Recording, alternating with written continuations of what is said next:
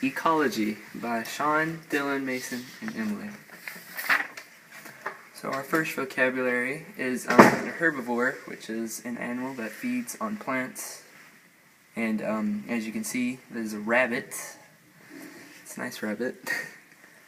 And the second one we have is a carnivore, an animal that feeds on animals. And we've got a nice lion here.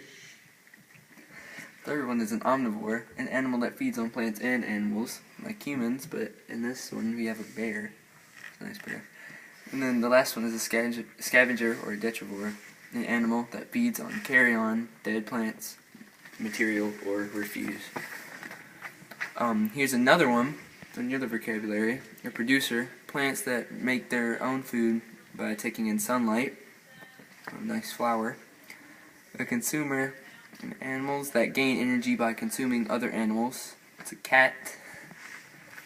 A decomposer, which is eat dead animals and plants to decompose them. And we have a mushroom.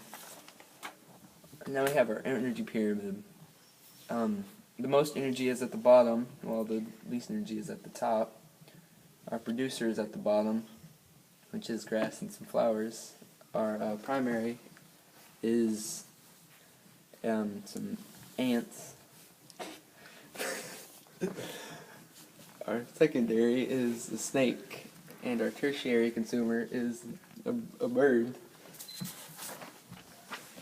Here's our food chain with our producers taking in the sunlight from the water and the sun.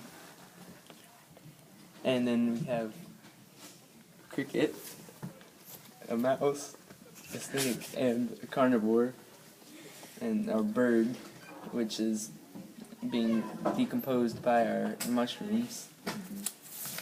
And we have our food web, and we have our producers being eaten by the bird, the mice, the squirrels, and the rabbit, our herbivorous insects, and our spiders, and then we have our predaceous insects, a frog being eaten by our snake, and we have all of our other big carnivores.